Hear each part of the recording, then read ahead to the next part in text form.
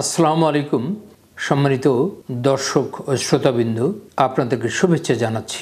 আপনাদের সামনে নতুন একটি বিষয়ে আলোচনা করার জন্য হাজির হলাম। এখন যে বিষয়টি নিয়ে আলোচনা করব তার শিরোনাম হচ্ছে চূড়ান্ত পর্যায়ে বিএনপি নির্বাচনী কৌশল। এ নিয়ে বিভিন্ন পত্রপত্রিকা নানান ধরনের রিপোর্ট করছে। বিএনপির সূত্র থেকেও নানান কথা শোনা যাচ্ছে এবং এ সংক্রান্ত বিষয়ে গত 29শে জুন একটি জাতীয় পত্রিকা একটা বিস্তারিত রিপোর্ট করেছে। সে যাই হোক, বিএনপির নির্বাচনী কৌশল আমাদের জানা মতে একটি চূড়ান্ত পর্যায়ে রয়েছে। চিরপ্রতিদ্বন্দ্বী আওয়ামী লীগ মাঠে না থাকলেও আগামী জাতীয় নির্বাচনকে কঠিন চ্যালেঞ্জ হিসেবে নিচ্ছে বিএনপি। নির্বাচন সামনে রেখে সঠিক প্রার্থী বাছাইয়ের ক্ষেত্রে কাজ শুরু করেছেন দলের ভারপ্রাপ্ত চেয়ারম্যান জনাব তারেক রহমান।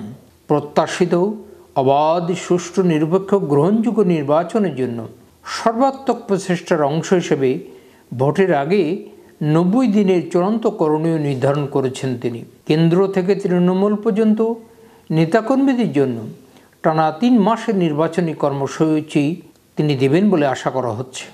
বিশেষ করে নির্বাচনী প্রার্থী চূড়ান্তর ক্ষেত্রে কঠোর বৈতরণী পার হতে হবে মনোনয়ন প্রত্যাশী নেতাদের। চারিত্রিক বিষয়াদি থেকে শুরু করে আচার আচরণ, আয় উপার্জন এবং উপার্জিত সম্পদের বিবরণ দিতে হবে। সব মিলিয়ে সমন্বিত কঠিন পরীক্ষার মুখোমুখি হতে হবে বিএনপির সংসদ সদস্য প্রার্থীদের। আগ্রহী প্রার্থীদের সম্পর্কে বিস্তৃত জানার পর একটি নিখুঁত দলীয় প্রার্থী তালিকা প্রস্তুত করাই এর মূল উদ্দেশ্য। দলের সংশ্লিষ্ট নীতি নির্ধারণের সূত্রে এসব তথ্য জানা গেছে। আমরা আরও জানতে পেরেছি 3 মাসের নির্বাচনী কর্মসূচির মধ্যে দলীয় প্রার্থী থেকে শুরু করে পোলিং এজেন্ট, এমনকি ভোট গণনা ও ফলাফল পর্যন্ত জাতীয় নির্বাচন ঘিরে সারা দেশে দল ও অঙ্গ সংগঠনের সর্বস্তরের নেতাকর্মীদের প্রতি গুরুত্বপূর্ণ দিক নির্দেশনা দেবেন দলের ভারপ্রাপ্ত চেয়ারপারসন জনাব তারেক রহমান। তার আগেই মনোনয়ন প্রত্যাশী ব্যক্তিদের দলের কার্যক্রমে পারফরমেন্সকে, বিগত ফ্যাসিস্ট বিরোধী আন্দোলনে কার কী ভূমিকা ছিল, কী ধরনের ত্যাগ স্বীকার করেছেন, তার বিরুদ্ধে মামলা হয়েছে কয়টি, কারাবরণ করেছে কতবার, এসব তথ্য আগেই গ্রহণ করবেন তিনি। নির্বাচনের আগের 3 মাসের মধ্যে শতকরা বাস্তবায়ন করা হবে এই কর্মসূচি। নির্বাচনী কর্মসূচিতে উল্লেখযোগ্য গুরুত্বপূর্ণ বিষয়গুলো অন্তর্ভুক্ত করার চেষ্টা করছে। দলীয় প্রার্থীদের আচরণবিধি। এতে নির্বাচনের সময় সারা দেশে দলীয় প্রার্থীদের আচরণ কেমন হবে, ভোটার ও সাধারণ জনগণের সঙ্গে তারা কেমন আচরণ করবেন, 31 দফার বাইরে স্ব এলাকায় তারা কী কী বিষয়ের উপর গুরুত্ব দেবেন, অন্যান্য প্রার্থী অন্যান্য দলের নেতাকর্মীদের সঙ্গে কী ধরনের আচরণ করবে, এসব বিষয়ে এই দলীয় প্রার্থীদের আচরণ বিধিমালার নির্দেশনা থাকবে। তারপরে যে বিষয়টিতে গুরুত্ব দেওয়া হবে সেটা হচ্ছে যে প্রার্থীদের উপার্জন ও আয় ব্যয়ের বিবরণ। প্রার্থী চূড়ান্তকরণের আগেই দলের ভারপ্রাপ্ত চেয়ারম্যানের কাছে মনোনয়ন প্রত্যাশীদের ব্যক্তিগত উপার্জনের খাত এবং সব আয় ব্যয়ের হিসাবপত্র জমা দিতে হবে। তারপরে যে বিষয়টি আসবে সেটা হচ্ছে মাঠ পর্যায়ে নেতাকর্মীদের বিশেষ প্রশিক্ষণ।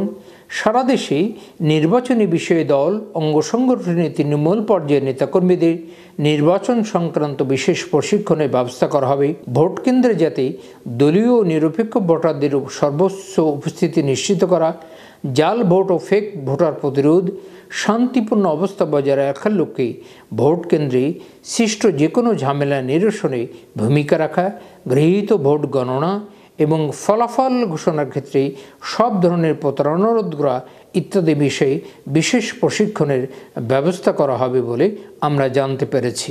Polling agent. নির্বাচনের আগে থেকেই প্রস্তুত রাখা হবে ভোট কেন্দ্রে কারা দলীয় প্রার্থীদের পোলিং এজেন্ট হিসেবে ভোট কেন্দ্রে উপস্থিত থাকবেন। এবারের নির্বাচনে পোলিং এজেন্টরা অত্যন্ত শক্তিশালী ভূমিকা রাখবেন নির্বাচনী ভোট কেন্দ্রে। এক্ষেত্রে পোলিং এজেন্টের কেন্দ্রভিত্তিক 3টে তালিকা প্রস্তুত রাখবে বিএনপি। কোনো কারণে কেউ অসুস্থ হয়ে পড়লে কিংবা কেউ অনুপস্থিত থাকলে অথবা কোনো কারণে চলে গেলে তার পরিবর্তে বিকল্প তালিকা থেকে পোলিং এজেন্ট স্থলাভিষিক্ত করা হবে। প্রচারণায় ভোটারদের কাছে কোন কোন বিষয়ে গুরুত্ব দেওয়া হবে বিএনপি তো ইতিমধ্যেই তাদের 31 দফা প্রকাশ করেছে। এই 31 দফার বাইরে দলীয় প্রার্থীরা আর কোন কোন বিষয়ের উপর প্রচারণায় গুরুত্ব দেবেন তা নির্ধারণ করে দেওয়া হবে।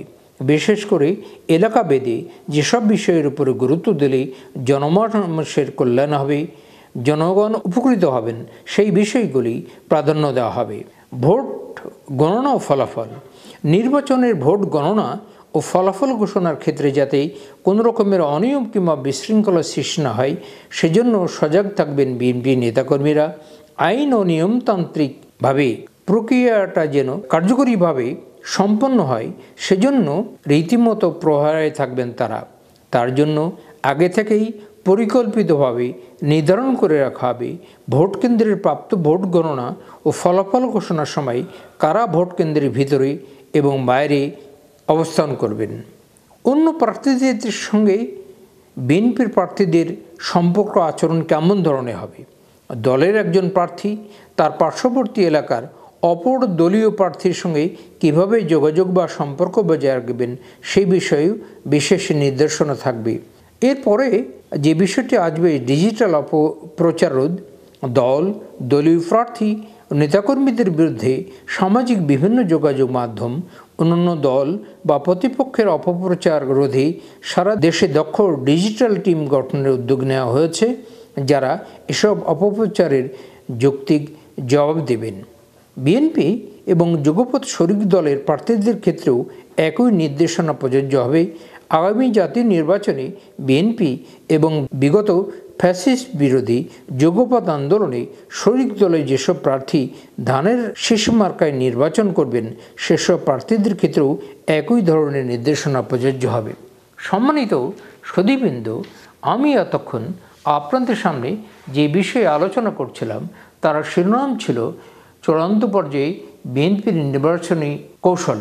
তো এ বিষয়ে আমি তো বেশ কিছু বিষয়ে এখানে আলোচনা করলাম এবং যে বিষয়গুলো আলোচনা করলাম এগুলো আমি বিভিন্ন পত্রপত্রিকা, সোশ্যাল মিডিয়া এবং দলীয় সূত্রে পেয়েছি, তা আলোকেই এগুলো আলোচনা করলাম। আর দু একটা কথা বলেই আজকে আলোচনাটি এখানেই সমাপ্তি ঘোষণা করব। সেটি হচ্ছে যে আগামী জাতীয় নির্বাচনটি খুবই গুরুত্বপূর্ণ হতে যাচ্ছে। তার কারণ বিগত 3টি নির্বাচনে দেশের জনগণ সঠিকভাবে তাদের ভোটাধিকার প্রয়োগ করতে পারেনি। সুতরাং 2026 সালের ফেব্রুয়ারিতে যে নির্বাচনটি অনুষ্ঠিত হতে যাচ্ছে সেই অনুষ্ঠানটি যাতে সুষ্ঠুভাবে সম্পাদন হয় সেদিকে বিএনপির মতো একটি বড় দল তার নির্বাচনী কৌশল সঠিকভাবে প্রয়োগ করবে, এটাই তো স্বাভাবিক। আমরা গণমাধ্যম এবং বিভিন্ন সূত্রে যতটুকু জানতে পেরেছি যেটা বিএনপির নির্বাচনী কৌশল এটা প্রায় চূড়ান্ত পর্যায়ে রয়েছে। হয়তো আরও 2-1টি বিষয় এর সাথে সংযোজন বিয়োজন হতে পারে। তবে যাই হোক না কেন, আগামী দিনে নির্বাচনে বিএনপি একটি বড় দল হিসেবে তাদের সঠিক দায়িত্ব পালন করবে এবং নির্বাচনে যারা বিজয়ী হয়ে আসবে তাদেরকে বিএনপি যদি নির্বাচিত হয় তাহলে তাদেরকে রাষ্ট্র পরিচালনা করতে হবে এবং নির্বাচনের যাবতীয় কলাকৌশল তারা ইতিমধ্যেই শেষ করে এনেছে এবং আর নির্বাচন আগে যে কয় মাস বাকি আছে এই কয় মাসের ভিতরেই তারা আরও খুঁটিনাটি যেসব বিষয়গুলো এখনও বাদ পড়ে আছে সেগুলো ইনক্লুড করে নিয়ে নির্বাচনের চূড়ান্ত কলাকৌশল তারা নির্ধারণ করবে। তো সুধীবৃন্দ, আমি এ বিষয়ে আর কিছু বলতে যাচ্ছি না। আমি এই বিষয়টির একটা সংক্ষিপ্ত আলোচনা আপনাদের কাছে তুলে ধরার চেষ্টা করলাম। এই মুহূর্তে আমি আর বিশেষ কিছু বলতে যাচ্ছি না। আপনাদের সবার সুস্বাস্থ্য কামনা করে আজকের আলোচনাটি এখানে শেষ করছি। আল্লাহ হাফেজ।